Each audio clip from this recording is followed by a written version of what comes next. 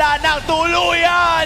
It's gonna be Onyx Philippines taking another one down. Tatlong mga heroes ang namataan ni Brusco at wala nang iba pa. Umatake si MP the King para sana makapalagpa yung iba sa mga members ng Twisted Minds at Kaloy doing his very best para ma-zone out yung iba. Owl na naman na makakatakas pa using the Winter Crown, pero ibanahin na lang natin ang target. Si Kaloy na lang. I think nakikita nyo na yung dahilan. Tingnan nyo kung gaano kabilis matunaw yung humaharap sa Twisted Minds. Tol, medyo napapaligiran na. Lumaban na lang ito si Kaloy. Actually, may pagbalik na magagaling kay Latsu! It's gonna be a takedown mula sa side ng Twisted Minds. Pero tila hindi na nila iko-contesto or else meron naman na extra engage. Pero makukuha pa rin ni King Kong yan using the retribution. Palagan na naman na iba sa mga members. Crimson Beacon ang bibitawan na naman pero si Kaloy na ulay makakatakas pa. Hinahabol ba sila na iba sa mga members ng Onyx Philippines and Latsu? Actually, Kaloy is gonna be going down.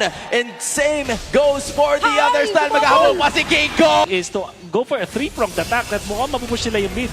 Because of that. Sana nila yun. Kumbaga, hindi na sila kakatok pero Throne of Ruin na bibitawan na naman si Zafero ang babagsak. What an initiation! Already na nagulat ako na ibinigay pa ng Twisted Minds sa Onyx Philippines. Nakontra na nga sila at eto na siya. Guard! Guard! Guard! Nandiyan na siya. Guard, nandyan na. Here na pwede nga nilang lalong mayari yung mga members na nag-aabang na makadepensa laban sa Onyx. Magmamarcha na yung Lord. Pauunahin muna ng Onyx Philippines. Si Kurt nandun sa may banda ilalim. Pero doon naman yung Throne of Ruin. Pero isa lang ang tatamaan. Kahit nga yung Spear, hindi rin tinablan yung iba sa mga members ng Onyx Philippines. Si Brusco na naman na mag-engage. Tapos may mga pana na manggagaling dito kay Owl. Pero siya na may gagalusan. It's gonna be the rest of the members still holding on for dear life. Dahil buhay pa ang Twisted. Owl is actually getting 86 damage. Pero sa wala na naman. Winter Crown na ibibigay. It's gonna be 4v1. It's gonna be a 2v1 naman ngayon. At si Kirk na lang ang nag-iisa. Walang makakapag-burst down sa kanya. Pero yung Twisted, humihinga pa. Tatago dito yung mga maaari maging plot twist and Twisted Minds. At ang target nila, wala iba kundi si Super Freeze na mawawala na parang bula.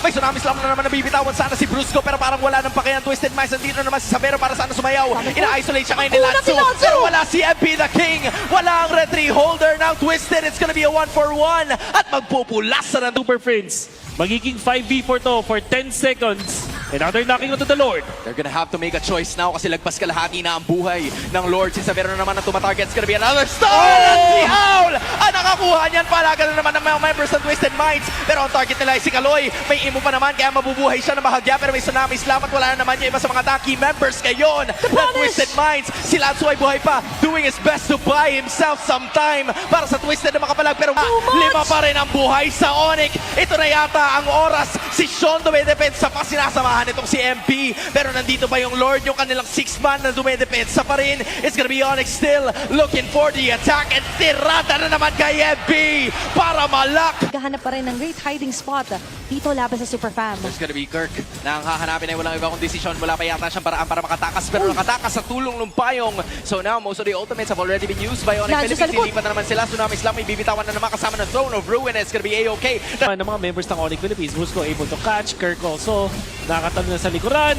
Yun nga lang na sobrang Protektahan sana. Still A-OK.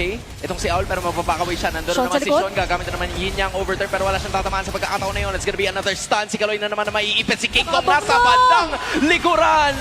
It's Onyx. Kita King na naman ang tumatarget. Kirk doing actually the same thing as si Kaloy nasa may bandang likuran. Golden Nandun Hour. naman yung stun Golden Hour para doon sa pagong. Laban na naman itong si Kirk. Si Brusco ang mataan. Magbabakaway sila pero si Kirk tuloy-tuloy pa actually doing the front lines. Looking at it again.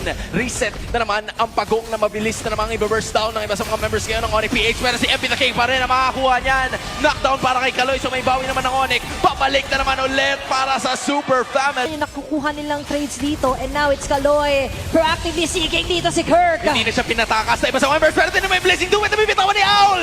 It's gonna be another shutdown para sa kanila ngayon. Latsu mababanatan si Saber. Ano naman ng Onyx naging aware na ang Twisted at si Kiko makakuha niyan. It's gonna be another Tsunami Slam na bibitawan ng si Brusco. Kung mawawala si Kirk pupulas. At si Latsu sa may batalikuran. Si King Kong na naman ang mga mataan. It's gonna be the rest of the members of Twisted Minds actually locking in. Pero sa naiwan si Kaloy, si King Kong mag-burst out sa tulong. Basag na naman yung inhibitor. Super Prince still poking using the damage output. Andun din si Kirk. Para it out the Throne of Ruin. And then Kaloy will no longer be able to wala ng tuluyan. It's gonna be Onyx Philippines taking another one down. Tatlong mga heroes ang namataan ni Brusco at wala nang iba pa. Umatake si MP the King para sana makapalagpa yung iba sa mga members ng Twisted Minds at Kaloy doing his very best para ma-zone out yung iba. Owl na naman na makakatakas pa using the Winter counter clock, Kaloy! pero ibanahin na lang natin ang target. Si Kaloy na lang ang ating babagsakin. Apat pa ang nasa Onyx. Ito na yata ang ating paraan para tapusin as or Aray! B2 Aray! situation para doon sa mga bola na binabato nitong si Savero as the rest of the members are doing their best to lock in already. Owl and Lanzo ginagawa ang kanilang makakaya para makadepensa at makarating yung tatlo sa kanilang mga kakampi. Will this be enough? The answer might just be yes, pero ito blazing duet came just in time! Kaya kung gusto mo ng news, contents, and tournaments, follow Just ML. Kasi basta ML, Just ML.